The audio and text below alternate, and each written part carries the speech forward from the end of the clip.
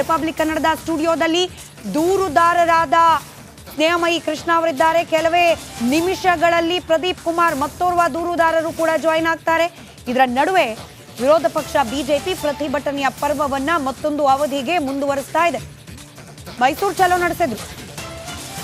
ಚಲೋ ನಡೆಸಿದ್ರು ಬಿಜೆಪಿಯವರು. ನಿಮಗೆ ನೆನಪಿರಬಹುದು, ಯಾವಾಗ ಕಲಾಪದ ಸಂದರ್ಭದಲ್ಲಿ ಚರ್ಚೆಗೆ ಅವಕಾಶ ನೀಡಲಿಲ್ಲ ಮೂಡಾ ವಿಚಾರವನ್ನ, ಇದನ್ನ ವಿರೋಧಿಸಿ ಮೈಸೂರು ಚಲೋ ನಡೆಸಿದ್ರು ಬಿಜೆಪಿಗರು. ಇದೀಗ ಮುಖ್ಯಮಂತ್ರಿಯ ವಿರುದ್ಧವಾಗಿ ತೀರ್ಪು ಬಂದಿದೆ. ಅವರು ಸಲ್ಲಿಸಿದ್ದ ಅರ್ಜಿ ವಜಾ ಆಗಿದೆ. ಹೀಗಾಗಿ ರಾಜೀನಾಮೆ ನೀಡಿ ಅಂತ ಆಗ್ರಹಿಸಿ ಬಿಜೆಪಿಯವರು ಪ್ರತಿಭಟನೆ ನಡೆಸುತ್ತಿದ್ದಾರೆ.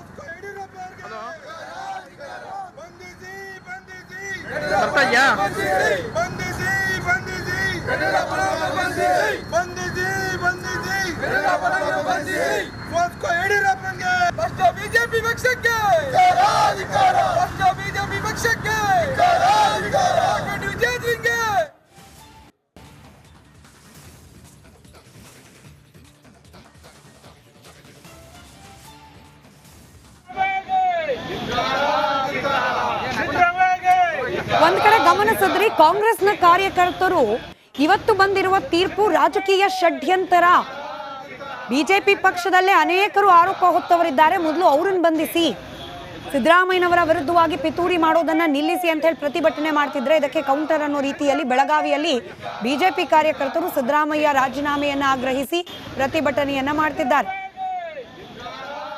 ಕೈಯಲ್ಲಿ ಪೋಸ್ಟರ್ಗಳನ್ನ ಹಿಡಿದು ಸಿದ್ದರಾಮಯ್ಯನವರ ವಿರುದ್ಧ ಧಿಕ್ಕಾರ ಕೂಗ್ತಾ ಪ್ರತಿಭಟನೆಯನ್ನ ನಡೆಸಲಾಗ್ತಾ ಇದೆ.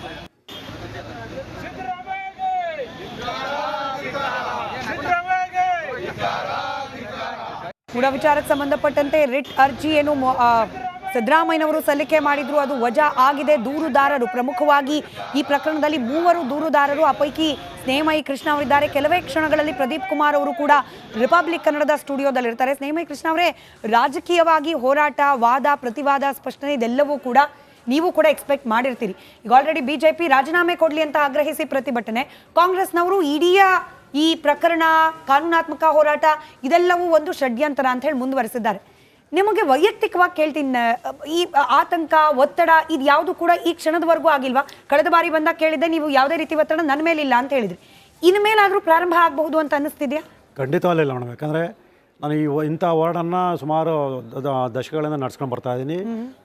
ನಾನು ಹಲವಾರು ರಾಜಕೀಯ ವ್ಯಕ್ತಿಗಳ ವಿರುದ್ಧ, ಕೆಲವು ಅಧಿಕಾರಿಗಳ ವಿರುದ್ಧ ನಾನು ಹೋರಾಟ ಮಾಡಿದ್ದೀನಿ. ಯಾವತ್ತೂ ಕೂಡ ಅಂಥ ಒಂದು ಒತ್ತಡ ಆಗಲಿ, ಬೆದರಿಕೆ ಆಗಲಿ ಇದುವರೆಗೂ ಬಂದಿಲ್ಲ. ಸೊ ಮುಂದೂ ಬರಲ್ಲ. ಸೊ ಬಂದರೂ ಕೂಡ ನಾನು ಅದರ ಬಗ್ಗೆ ಯಾವುದೇ ರೀತಿ ತಲೆ ಕೆಡಿಸ್ಕೊಳ್ಳಲ್ಲ.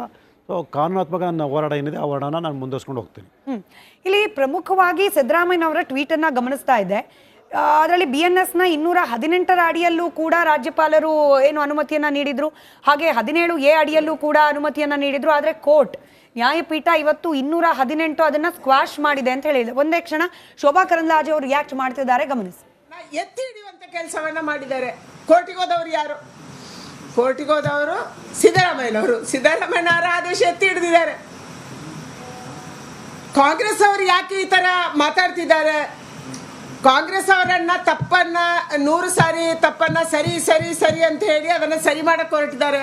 ಗೊತ್ತಿಲ್ಲ, ಕಣ್ಣು ಮುಂದೆ ಅನಿಸುತ್ತೆ. ದಲಿತರಿಂದ ಜಮೀನು ತಗೊಂಡಿರೋದು ತಪ್ಪು ಅಂತ ನಮಗೆ ಅನಿಸುತ್ತೆ. ನೀವತ್ತು ದಲಿತರ ಜಮೀನು ಬೇರೆಯವರಿಗೆ ಕೊಡ್ತಾರಾ? ಸಿದ್ದರಾಮಯ್ಯನವ್ರಿಗೆ ಹೆಂಗೆ ಕೊಟ್ಟರು? ಅವ್ರ ಹೆಂಡತಿಗೆ ಹೆಂಗೆ ಕೊಟ್ಟರು?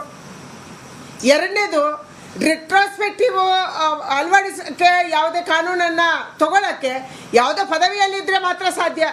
ಜನಸಾಮಾನ್ಯರು ಹೋಗಿ ರಿಟ್ರೋಸ್ಪೆಕ್ಟಿವ್ ಆಗಿ ನನ್ನ ಜಮೀನನ್ನು ಹಿಂದೆ ಕೊಟ್ಟಿದ್ದಕ್ಕೆ ಕೂಡ 50% ಕೊಡಿ ಅಂತ ಯಾರಿಗೆ ಕೊಡ್ತಾರೆ? ನಮಗೆ ನಿಮಗೆ ಯಾರಿಗೂ ಕೊಡಲಿಕ್ಕಿಲ್ಲ. ಜನಸಾಮಾನ್ಯರು ಮೈಸೂರಲ್ಲಿ ಯಾರಿಗೂ ಕೊಟ್ಟಿಲ್ಲ. ಪ್ರಾಸ್ಪೆಕ್ಟಿವ್ ಮಾಡಿದ್ದಾರೆ, ಅದನ್ನು ನೀವು ತಗೊಂಡಿರೋದು ತಪ್ಪು. ಇವತ್ತು 14 ಸೈಟನ್ನು ತಗೊಂಡಿದ್ದು ಸಾಬೀತಾದ ಮೇಲೆ ಕೂಡ ಸಿದ್ದರಾಮಯ್ಯನವರು ಅವರ ಮಂತ್ರಿಮಂಡಲ ಅವರನ್ನು ಪ್ರೊಟೆಕ್ಟ್ ಮಾಡ್ತಿದ್ದಾರೆ ಅಂದರೆ ಯಾವ ಕಾನೂನು ಬಗ್ಗೆ ಮಾತಾಡ್ತೀರಿ ನೀವು? ಇಡೀ ಮಂತ್ರಿಮಂಡಲ ನೀವು ವಿಸರ್ಜನೆ ಮಾಡಬೇಕು, ಹೊಸ ಮಂತ್ರಿಮಂಡಲ ಮಾಡಿ. ಇದನ್ನು ಇವತ್ತು ಮಾಡಬೇಕಾಗಿದೆ.